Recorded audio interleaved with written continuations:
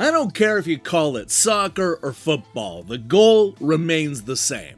If you're a fan of the beautiful game, then you might be interested to hear that Rocket Games has just released a new collection called Jaleco Sports Goal on PC. This new compilation comes with the Nintendo Entertainment System version of Goal, along with the Super NES follow-up, which in some parts of the world is called Super Goal.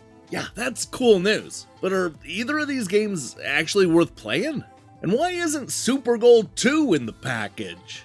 To answer these questions, I decided to flip through the pages of Nintendo Power, GamePro, Mean Machines, and more classic magazines that reviewed these games back when they first came out.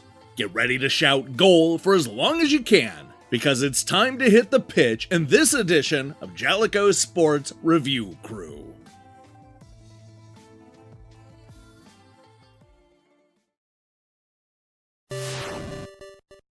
After having established their bona fides in the sports genre with 8-bit hits like Bases Loaded and Hoops, Jaleco was ready to expand their quickly growing catalog with the introduction of a brand new sport, soccer, or as the rest of the world calls it, football.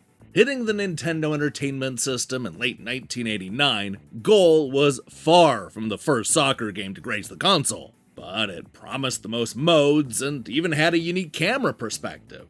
To me, this just looks like another soccer game on the NES. But let's go ahead and see the critics break down Goal compared to the competition. Now, if you're not from the United States, then the first thing you need to know is that soccer was basically invisible to games journalists in the early days. To put this in perspective, Electronic Gaming Monthly didn't review a single 8-bit soccer game, not even one. And they were hardly alone, as only one magazine reviewed Goal in 1989. Unfortunately, that magazine is Nintendo Power, which gave it a 3 out of 5 in an era where they didn't write proper reviews. Yeah, that's lame. The good news is that the British press was right there waiting to pick up the slack. Of course, the bad news is that they basically hated it. For example, Total gave the NES version of Goal a score of 39%. Complaining about the grunch sound effects and the slow, confusing, annoying, unfair, and unrealistic gameplay. They compared the lifespan of the game to a sick parrot that is now on the critical list. Wow! Flickery graphics, random player switching, and opponents with glue on their boots. Everything you never wanted from a football game. It may be hard to believe, but things actually get worse when we check in with Mean Machines. They gave the game a score of 33%, and I'm just gonna read the review the way it was written, using the exact words that they used in 1991. Just reading it verbatim. I didn't think there could be any soccer game worse than Nintendo World Cup, but I was wrong, and how.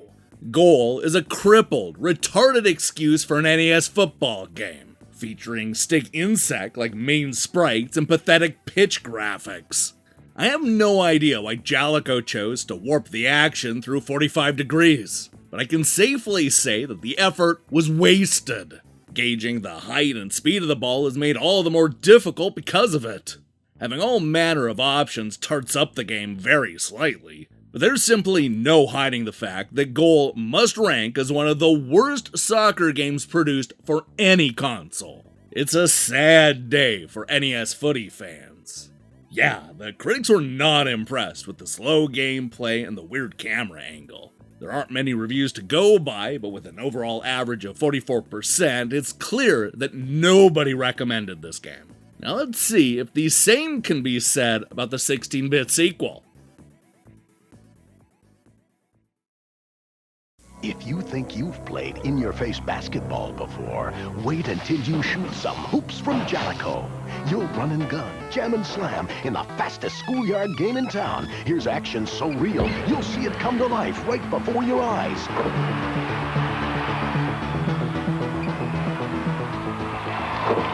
Hoops, and for exciting baseball, swing for the fences with Bases Loaded, both for the Nintendo Entertainment System. Live action that never ends.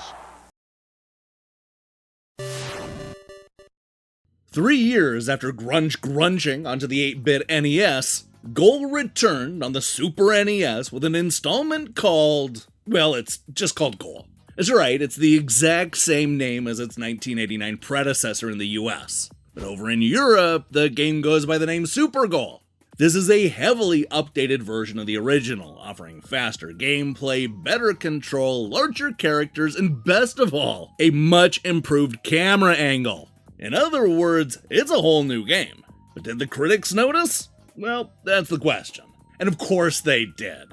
Across the board, the critics praised Super Goal as a vast improvement over its 8-bit predecessor. Let's go ahead and start at the bottom and work our way up. In this case, the lowest score belongs to Nintendo Magazine System, which gave the sports game a 60%. Remember Jaleco's Goal on the NES? Yes, it's been fully revised for the 16-bit system in all its abhorrence. Actually, Super Goal doesn't play too badly, partly because it's slower than the recent Super Kickoff. There's no vast set of options to keep you from the action, and the in-game strategy is simple to control. The visuals have a distinct 8-bit appearance, and the sound is strangely detached from the action, more in keeping with the likes of Rampart. One major flaw common to most football games is that it's very hard to score because of the clairvoyant goalie system. Why not make the keepers a little more fallible and make the game a lot more exciting? While Nintendo Magazine System may have been a little bit iffy on Super Goal, the same cannot be said for the rest of the critics. N-Force gave it a solid 72%, while Super Action went all the way up to an 84%. The more I played this, the more it grew on me. Don't worry, it's not another kickoff.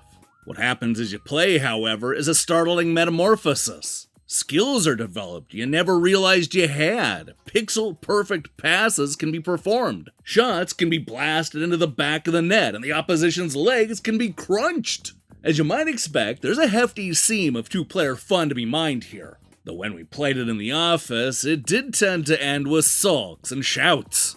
Super Goal doesn't get a superstar, but if I were marking the gameplay alone, it would. It just seems a little ragged at the edges to be given any accolades.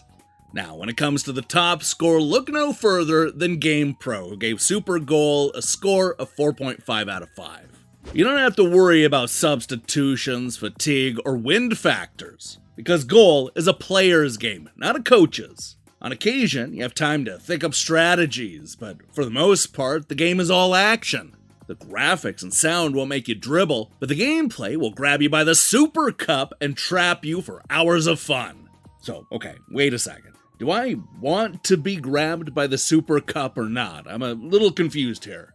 Either way, one thing is perfectly clear. The critics liked Super Goal a whole lot more than the 8-bit original. The change in the camera angle and gameplay made all the difference. So it really shouldn't surprise anybody that the overall average is a very solid 77%. Believe it or not, that's up 33 points from the original's 44%. Now, in case you're wondering, Super Goal also fared better than its follow-up, Super Goal 2. Unfortunately, that game isn't included in the Jaleco Sports Goal compilation. For whatever reason, they decided to go with the 2 games, not 3. But don't worry, because if the scores are to be believed, this collection features the best installment. Super Goal 2 only managed to muster up an average score of 66%. The Game Boy port did fare a little bit better, tying Super Goal with a 77%, though you have to remember that there were barely any reviews to pull from there. So, in the end, if you buy Jaleco Sports Goal, you're going to get both the best reviewed game of the series, as well as the worst reviewed game in the series. In that way, the compilation really goes for the extremes. Now, bring on the Bases Loaded collection. That's what we all want.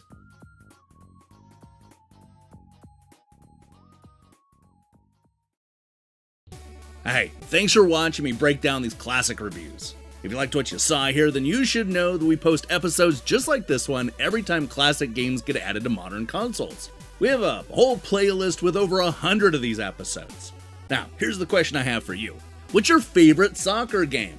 Ugh, based on the reviews, I'm guessing that it's not the NES version of Goal. Let me see your picks in the comments below.